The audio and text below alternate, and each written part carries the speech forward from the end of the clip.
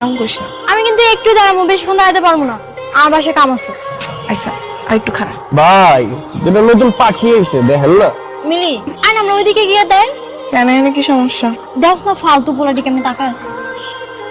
তোরা টাকা থাকলে আমি কি শোন, এত ভয় নিয়ে চললে জীবনে কিছুই করতে পারবি না। চুপ করে এনে খারাপ থাক। তোর এই সাহস না এখন তো বিপদে ফেলবে। বিপদ বলে পড়বে, তাও বিলাই মতো ভয় নিয়ে চলতে আমি পছন্দ করি না। হ্যালো বুঝলে কই তুমি কখন থেকে দাঁড়ায় আছি? এখন তোমার কাছে শেষ হয় নাই? ম্যানেজার না আমার কাম দিয়ে আছে, এটা শেষ করে নাই, তুমি কবে করো? তাড়াতাড়ি আহো, 5টা বেশি বাজে। আমি আগে কাজ শেষ করে দিই। দেখছস গার্মেন্টসে কাম করে টাসি বানছে টাস। কোথায় কই না ভাই, ভাত পায় না চা খায়। আজকে চা না বিরিয়ানি খামু, চল। এই দেখ পোলাটি এদিকে আইতাছে। আইলে আইতে দে, চুপ করে খারাপ থাক। নাম কি? নাম দিয়ে কাম কি? এত দেনা করতে যায় দিমাগে রাখি কিছুই নেই। আর আপনার কাম কোনো কাম নেই, জেনে শুনে যাও। ফরস্ট গার্মেন্টসে চাকরি, হ্যাঁ এত কোটা নাই করতে। পাউডার মারে ঘরো না, আবার লিপস্টিক না। এই নতুন জামা আইবা থেকে তো রে ভাই কাম করে গেল। আমি আজকে সেটা নাইকা বলতে আমি ডানা কাটা পড়ি, আমি ডানা কাটা পড়ি যেন নাইকা। হয় নায়িকা, গার্মেন্টস এসে পোলাপাইন চাকরি করে, এগুলো সত্যিকার একটা নায়ক নায়িকা। ভাষা যেমন চলতে পারে না, তিনি সুন্দর কাপড় ছাড়াও মানুষ ইজ্জত পায়। আর সেই ইজ্জত লাগে আমরা তো লড়াই করতে হয়। সোলো সিপাই যেন আছে। এরপর মাইয়া বাবা স্পর্শ করার আগে 10 বার ভাববি। যা জেনে শুনে যা। আপনার গায়ে কাজ করছে ভাই, কি গেলে টাচটাই দেখছো যে হাতের সোয়াটা দেখছো ভাই, কিছু বলবেন না, ওই মাফ করে দেন, ওরে আমি আপনাকে মাফ করে দেন, চলো। তুমি সামনে হ্যাঁ অল অনলাইন করতে গেলে আই যাইবো। তুমি আমার টাকা করতে কেন? চলো তো ধান্দা আসো, বুঝতে পারছো ওই থাকে এটা করে খাচ্ছো, সব কিছু আমার লাগবে। তুমি আমার প্রতিবাদ না করতে দিয়ে তুমি নিজে আমার টাকা লইলে কি লাগা? সুন্দর লাগতে গেলে পারবা, ও চুনি মেলো খুব ডেঞ্জারাস। কত কি হইছে হ্যাঁ? এর লাগে আমি সবকিছু মুখ দিয়ে সহ্য করব? আচ্ছা কি কইছো না, আজে বাজে কথা কইছে। শুধু আজে বাজে কথাই করে, আমার গায়ে হাত দিচ্ছে। আচ্ছা তাইলে এখন থেকে ওই থেকে দূরে দূরে থাকো। কয়দিন এরকম দূরে থাকুন হ্যাঁ? আজকে শুনো মোবাইল লোক, কাকা মোবাইল লোক, এরপর যদি আমার লাগে এরকম কেউ করে, আজ যদি তুমি প্রতিবাদ না করছো, আমি তোমার বিয়ে করব। আর সামনে সপ্তাহে তো মুদিয়া, তুমি বিয়ে করে কই যাবে? দেখবানি কইছে, আমি চল ভাই চল। রাখবা না, আর কিছু বিশ্রাম। আর ছুটি না, তাইলে কাম করো, সকাল 7টা বাজে তোমার হলে ছেলে এত সকালে কেন? প্রেম করব। তুমি এখানে ঝাড়ু দিতে আজকে নামবো প্রেম করতে যাওয়ার কথা। হ্যাঁ প্রেমই তো বলতে, তাই দেশপ্রেম মানে ভালোবাসলে যেমন ভালোবাসার মানুষের আগলায় রাখতে হয়, যত্ন করতে হয়, তেমনি দেশেরও যদি আমরা যত্ন করি, আগলায় রাখি, তাহলে দেশটা আরো সুন্দর হয়ে যাবে। তার মানে কি আমরা এখন এই জায়গায় ঝাড়ু দিব? হ্যাঁ এই ময়লাগুলো তো আছে, সব তুমি পরিষ্কার করা শুরু করো। রে আমরা যে কাম বাদ দিয়ে ঝাড়ু দানি হয়ে গেলি। এই ময়লা আর ফেলাবি না, ওই ডাস্টবিনে সরিয়ে ফেলা যা। তাহলে ময়লা তো ফেলো না, এটা করো। মিলি সামলে করো, তুমি ছেড়ে দাও, আমি এগুলো সব পরিষ্কার করব। ওই স্যার কাম না থাকলে সিপাই চল, উসাই দিমু রে, কারাইছে রাজি আছে। আমার বলবো জয়কে ওরে কিছু কই। ওরে কিছুই কমু না তো, যখন আমার গায়ে হাত দিছিল তখন মনে ছিল কি দাঁড়ানো, আমি ছেড়ে দিমু, তুই চিন্তা করিস না। বিয়া তুই করবি, পাশাটা আমি খেল। কি কইলি তুই? আগে আগে তাতে চল, নালে চলো। আরে জীবনের ক্ষতি হবে, এমন চাকরি করব। তুমি অনেক ভালো আছো, চলো চলো। তাকে শয়তানগুলোর উচিত শিক্ষা হইছে না রে? তো মাইনছরে আল্লাহ দুনিয়াতে শাস্তি ভোগ করে, ও তাই হইছে। আচ্ছা শোন, তুই আজকে ছুটি নিবি না? কেন আজকে ছুটি নিব কেন? তুমি কালকে বিয়া, বিয়া কালকে, কালকে তো ছুটি আছে। কালকে ছুটি নিয়েছে তো কি হয়েছে? বিয়া করবে একটা প্রস্তুতি আছে না? তাহলে আবার কি এর প্রস্তুতি লাগে? দুজনে কালকে বসে বিয়া করব, আর রাত্রে বেলা ঘরটা একটু ফুলে সাজাবো, আর দুজনে মিলে একটা নতুন কাপড়, এটা প্রস্তুতি লাগে। তুই যেটা ভালো মনে করছিস। এই ওঠো, জায়গা শুনে নিলাম, অবশেষে আমরা বিয়ে ঝামেলা শেষ হইল। এত সুন্দর একটা সম্পর্ক তুমি ভালো কইতেছো। আমার ভুলে গেছে, আমার বিয়ের আয়োজন শেষ হয়েছে। তোমার বিয়ে কোনো দেখি বাসা ৬,০০০ টাকা দেওয়া আমরা একটা সাজানো গোছানো সংসার। এত সময় কেন? আচ্ছা দাঁড়ান দেখতেছি। ওয়ালাইকুম আসসালাম। রাতুল কে? আমি রাতুল। কেন স্যার আমার জামাই নিয়ে যাবেন কেন? আমার নামে ওয়ারেন্ট আছে, তুমি মুশিকদারের লোকজনকে মেরে হাসপাতাল পাঠিয়ে ও করে মানে নাই, ওই দিন অ্যাক্সিডেন্ট করছিল। যাবো থানায় গিয়ে বলেন, আমাকে বলে লাভ নাই। বিয়ে তুমি থানায় এসে তুমি বাড়ি যাও, ও তোমাকে থানায় ফেলে দেবো। না আমি যাবো না, বিনা দোষে তুমি জেলে থাকবে, আমি সহ্য করতে পারবো না। বুঝতে পারছো না, তুমি মুশিকদারের লোক। তুমি বিনা দোষে কেন মিথ্যা মামলা জেলে থাকবা? আমি তোমার সালাম, আমি স্যার আমার সামনে সাইন দেন স্যার, আজকে আমার বিয়ে হয়েছে স্যার। আর স্যার বিশ্বাস করেন আর কোনো দোষ নেই স্যার, মিথ্যা মামলা ফাঁসানো হয়েছে স্যার। দেখেন আসলে আমার এখানে কিছু করার নেই। কারণ আমি এটা তো মার্ডার কেস, কিসের অ্যাটেম্প টু মার্ডার স্যার? এটা তো মারামারি হত্যা করার চেষ্টা করেছি। মুশিকদারের বাতিজা ফরিদকে মেরে হাসপাতালে পাঠিয়েছি। আপনি কি আসলেও জানেন স্যার আসল ঘটনাটা কি? ওই ফরিদ আমারে অনেক সময় ডিস্টার্ব করে, আমার রেগুলার রাস্তাঘাটে যাওয়ার সময় আমার গায়ে হাত দিতে চায়। ওই দিন আমার অনেক কাজে কথা বলতে গায়ে হাত দাও, আমার স্বামী সহ্য করতে না পারে প্রতিবাদ করতে গেছে, আর ও তখন ভয়টা দৌড় দিছে, আর তখন গাড়ি সেলেন করছে। তাহলে ওরা দোষী, হ্যাঁ স্যার অবশ্যই অনেক আসল দোষ। তাহলে আপনি এক কাজ করেন, ওদের বিরুদ্ধে অভিযোগ করুন। অবশ্যই করুন, আপনি অভিযোগ লেখেন স্যার। তুমি নাকি অবনম্র কেস করছো? অবশ্যই তুমি এর মিথ্যা কারণে জেল থেকে বেরাইবা, আর সুন্দর লোকের বাইরে ঘুরে বেরাইবো, তা তো হতে পারে না। আমি না অবাক হয়ে গেছি, তুমি একটা মায়ের মানুষ, এখন কত সাহস, কত কি করতেছো? এলে তো গাড়ি লোকেরা কইছে বিড়াল হয়ে 10 দিন বাঁচাছে, সিংহের মতো একদিন বাঁচা ভালো। হ্যাঁ তোমার সিংহ। ওই খারাপ, তুমি কেমন কেস করছো? হ্যাঁ করছি। শোন, কোনো ঝামেলা যাইতেছ না, কিছু নেই। আমি তো জীবনেও কেস তুলব। তুই যে আমার জামাই নামে মিথ্যা মামলা দিছিস, ওই তোর হাত পা কি আমার জামাই পিটা ভাঙছিল নাকি তুই অ্যাক্সিডেন্ট করে ভাঙছিস? হ্যাঁ তারপরে বাদ এখন তুই ঝামেলা কিছু নেই। আমি এত সহজে কেস তুলব। তুমি কি করতে হবে তোর এখন? তুই 10 বার কান ধরে উঠবাস করবি আর স্বীকারোক্তি দিবি জীবনে আর কোনো মায়ের ইফতিজিং করবি, ওটা আমি ভিডিও করব, তাইলে আমি কেস তুলব। উঠবাস কর, জীবনে আর কোনো মায়ের ইফতিজিং করবি না। আরে জীবনে কোনো মায়ের কিছু আর আমার স্বামীর বিরুদ্ধে তোর কোনো অভিযোগ নাই। তোর আমার বিরুদ্ধে আমার কোনো অভিযোগ নেই। হইছে আমি যা, আমার স্বামীর বিরুদ্ধে তুই কেস তুলবি, তারপর আমি কেস তুলব। পুলিশ আমার ছাইরা দে, পুলিশ কি তোমার ছাড়তো? আমি যদি ওখানে উল্টা কেস না করতাম? তা অবশ্য ঠিক কইছো, আমি তো ভয়ে পুলিশের কথা বললাম। শুনো মানুষের উচিত জীবনে যে কদিন বাইসা থাকবো ততদিন সাহস নিয়ে বাইসা থাকা, মাথা উঁচু করে বাইসা থাকা, ভয় পাইলে শুধুমাত্র আল্লাহ তাআলার পাইতে। আর বুঝছি। কি রে শায়দা কোন ছিলাস? ওই কি তুই কাঁদতেছস? না না এবার আমরা কত? আরে তোর কান মুখে ঠিক আছে আমি বুঝছি। সত্যি করে বল আমার কি হইছে? কিছু হয় না, কইলাম তো যা কাম কর বসতে খেতে।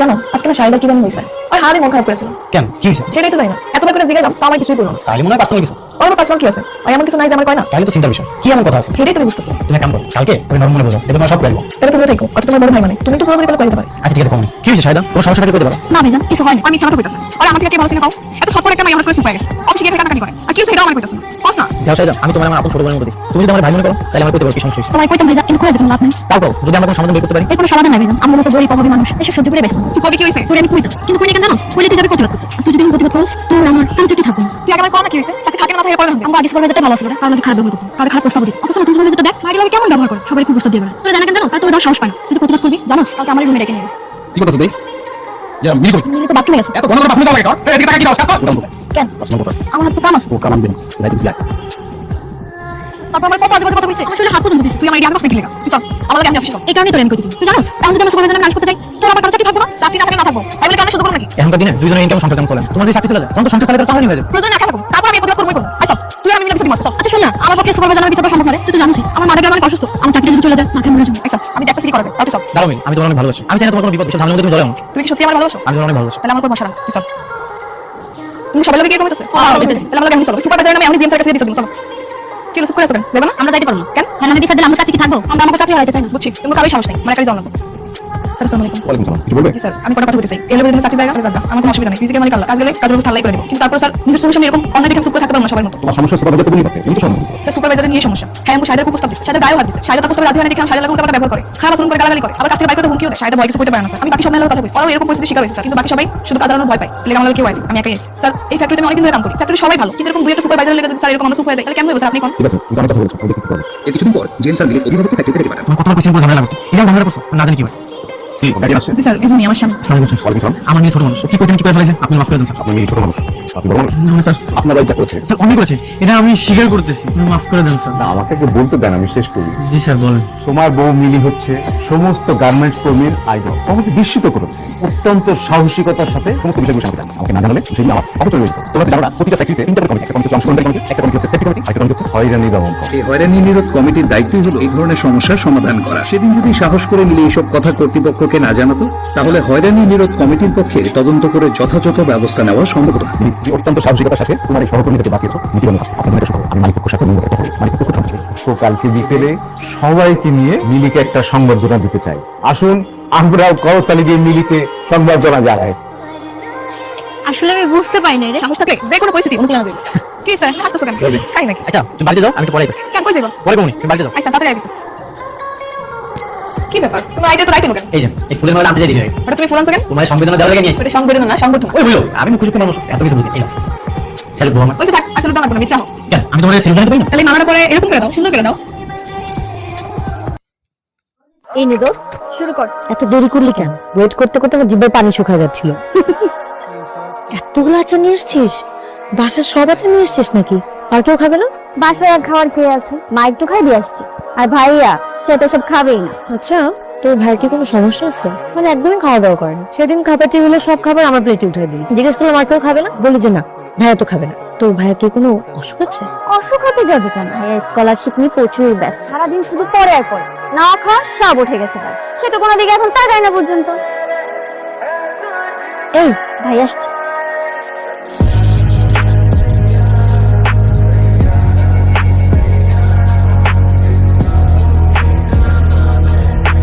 ছাদে আসছো তুই কাগজ চোরাইতে না ওই তোর কাছে আসছিলাম আমাকে আর কিসের দরকার আমি প্রেজেন্টেশন করতে পারবো না বাবা আমিও সব পারি দেখ আসলে সময় হাতে খুবই কম প্রেজেন্টেশন করতে হবে বুঝতে পারছি না কি করা উচিত এতগুলো পড়া এতগুলো প্রেজেন্টেশন করতে গেলে প্রেজেন্টেশন হবে না প্রেজেন্টেশন করতে গেলে পড়াটা হবে না এক কাজ করতে পারিস তুই প্রশ্নকে দিয়ে প্রেজেন্টেশন করতে পারিস খুব ভালো প্রেজেন্টেশন বানাবি কলেজে বেস্ট আমি প্রেজেন্টেশন করবো? হ্যাঁ তুই এত আমতাম করা কি আছে করে দে না প্লিজ আমার কোনো প্রবলেম নেই উপকার হবে কি টাইপের প্রেজেন্টেশন লাগবে আপনার ভাইয়া?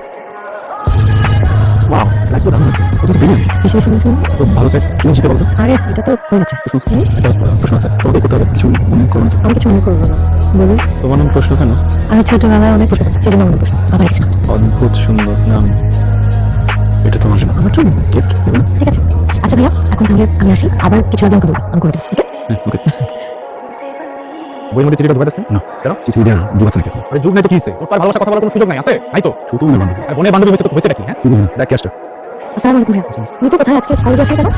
বাসায় শুনছি তোরা তাহলে আসি। আসলে না কি জানো লেখানো বাকি ছিল লেখাতে বলছি হ্যাঁ আসেন না আসেন আসেন ওই ওর যেটা লেখাটা তো নিয়ে তোর রুমে টেবিল রাখ। এই যে আমি কথা বলছি, যা। ওকে ওকে দাঁড়া। আমাকে প্রেম প্রস্তাব দিতে সকাল থেকে শুনতে বসে কথা তুই তো মনের কথা খুলে বলবি ওকে আজকে তোর প্রেমের কথা ভিতরে কিছু বলবে এরকম কোনো ঝামেলা হলে সেটা আমি দেখবো এটা তোর চিন্তা করতে হবে না তুই যা তোর মনের কথা বল। কোথায় লিখতে হবে? কাগজে দিত কাগজে না ফাইল তো ল্যাপটপে বের কর। কি হয়েছে? মশা মশা সাবধানে, দিনের বেলা কিন্তু ডেঙ্গু মশা কেমন দেয়। এটা কথা বলবো বলেন। এটা সমস্যা এটা জ্বর এটা জানি তো। কেমন আছো কৃষ্ণমা? জি আন্টি, তোমার বাবা মা ভালো আছে? জি ভালো আছে। কথা বলতো না। ভাইয়া তুই এখানে কি করিস? ও আচ্ছা, বুঝতে পারছি। প্রশ্ন আসতে না আসতেই ওর হাতে দিয়ে কাজ ধরিয়ে দিয়েছিস। এই চপের ভিতর চপ। প্রশ্নকে আজও আমার মনের কথা বলতে পারিনি আজ এত বছর পরে এসে এসেছে ওকে আবার দেখবো কিন্তু এমন সময় দেখবো যখন ওই প্রশ্নকে নিয়ে আমার কোনো সব মিস করতে থাকবে না। প্রশ্ন ভাই আরে আবির ভাই, আপনি এখন হাঁপাচ্ছেন কেন? স্কলারশিপ হয়ে গেছে, দ্যাট ইজ গুড নিউজ। চলো ট্রিট দিন। আপনি আমাকে ট্রিট দেবেন? হ্যাঁ এই রেস্টুরেন্টটা আমার অনেক পছন্দ। আচ্ছা, আপনি যে আমাদের সবাইকে রেখে চলে যাচ্ছেন, আপনার কষ্ট হবে না? হবে তো সব থেকে বেশি প্রশ্ন হবে না তোমরা দেখতে পাবো না অনেক মিস করবো তোমাকে। আপনি আমাকে মিস করবেন কেন? আমি তোমাকে ভালোবাসি প্রশ্ন অনেক ভালোবাসি মানুষ তো ভালোবাসে আমি মিস করবো আমি তোমাকে অনেক ভালোবাসি, আমি তোমাকে অনেক অনেক অনেক মিস করি। তোমাকে ভালোবাসো কি বাবা আবির ভাইয়া, আমি ভেরি সরি, আপনাকে অনেকক্ষণ অপেক্ষা করতে হয়েছে, তাই না? সরি কেন বলছেন আপনি তো ট্রেন চালান তাই না? দেশে কবে আসলেন? 7 মাস হলো এসে আসবো না আপনি তো বিয়ে পাই কি হয়েছে গাড়ি থেকে পড়ে গিয়েছিলাম। ডক্টর দেখিয়েছেন? হ্যাঁ দেখিয়েছি, ওকে ঠিক হয়ে যাবে, একটু সময় লাগবে। আচ্ছা আপনার সিলেক্ট কেন করলেন? বাবার বদলি হয়ে গিয়েছিল ওখানে। উনি হঠাৎ করে আমাকে আপনি করে বলছেন কেন? প্রশ্ন কত চেঞ্জ হয়ে গেছে ওকে কিভাবে তুমি করে বলি উনাকে দেখতে একদম মেলে গেছে, কত বদলে গেছে। আমার এমন মনে হচ্ছে ওর কি বয়ফ্রেন্ড আছে? আচ্ছা আবির ভাই কোনো গার্লফ্রেন্ড আছে? উনি কি বিয়ে করেছে? কিছুই তো জানি না। সত্যিটা জানা হলো না। তুই জানা দিয়ে আসছিস, আমি অনেক খুশি হয়েছি। তো কি কিন্তু আমার গায়ে যদি আসতো, তোর কি মাথা খারাপ? ভাঙা পানি আমি রাখবো। তোর কি ওর প্রতি এখন ভালোবাসা আছে? জানি না বললে তো হবে না আলী তোকে তো স্পেসিফিক হতে হবে। দেখ 5 বছর আগে ওকে দেখতে যেমন ভালো লাগতো কারণ তুই ওকে এখন ভালোবাসিস। ও কি এখন সিঙ্গেল আছে বা কোনো রিলেশনশিপ? জানি না। আচ্ছা সেটা তোকে ভাবার দরকার নেই, তুই এটা তোর মনে কথাটা বলে ফেল। ওর বলে করে গত 5 বছর বলতে পারিস এখন তো একটু বলে দে।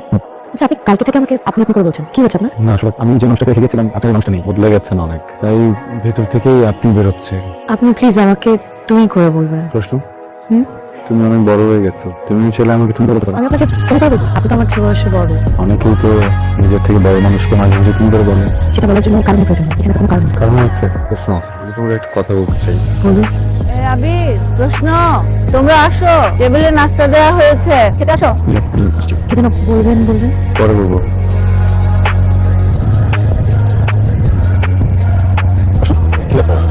এখানে একা একা বসে আছো? না, ওদিকে আসলে সবাই খুব নাচানাচি করছে, খুব সাউন্ড, সেজন্য এখানে বসে আছি। ঠিক আছে তাহলে বসে তুমি কিছু লাগবে? আপনি এখানে এসে একটু বসুন।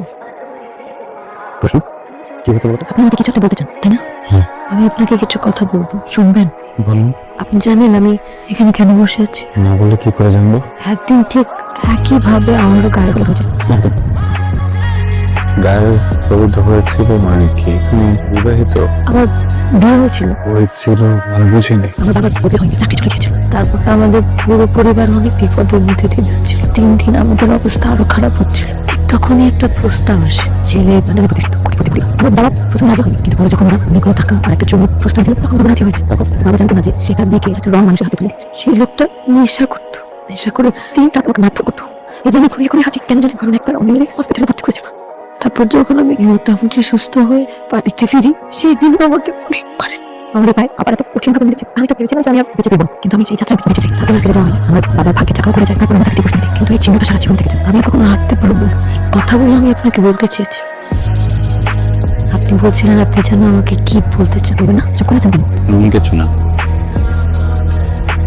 বলবেন না তাই না?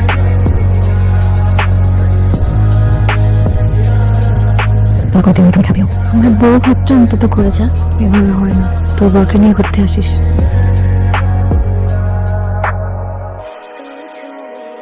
ভাইয়া, তুই কি সত্যি সত্যি প্রশ্নকে ভালোবাসিস? বল আমাকে। তাহলে তুই পিছিয়ে আসলি কেন? ওর বিয়ের ঘটনাটা একটা অ্যাক্সিডেন্ট। জানি না আমি ভয়ঙ্কর কনফিউশনে। তুই যদি সত্যি সত্যি প্রশ্নকে ভালোবেসে থাকিস তাহলে কনফিউশন তো প্রশ্ন ওঠে না। তুই যা প্রশ্নকে ফিরিয়ে আয়, তুই বলে আমি নাকি বোঝাবো? বিষয়টা তো শুধু আমার চাপ না, আমি তো জানিও না প্রশ্ন আমাকে ভালোবাসে কিনা। প্রশ্ন তোকে অনেক ভালোবাসে, সেই ছোটবেলা থেকে ও তোকে ভালোবাসে। সেদিন কলেজে অনেকে চিঠিটা দিয়েছে, তোকে দেখার জন্য, কিন্তু আমি দিতে পারিনি। ভেবেছিলাম তুই যদি কিছু মনে করিস, কিন্তু এখন মনে হচ্ছে আমি ভুল করেছিলাম। এই চিঠিটা সেদিন যদি আমি তোকে দিয়ে দিতাম, প্রশ্নকে আজ এই দিন দেখতে হতো না। প্রশ্নকে প্রতিদিন জিজ্ঞেস করতো আমি চিঠিটা তোকে দিয়েছি কিনা। আমি ওকে মিথ্যে বলেছিলাম যে দিয়েছি। ভাইয়া চিঠি পড়ে কিছু জানাই, আমার সাহস আগে তোকে বলার। আজকে দেখ না, যাকে ফিরিয়ে নেয় মনে তো খুব ভালো, অনেক অসহায়।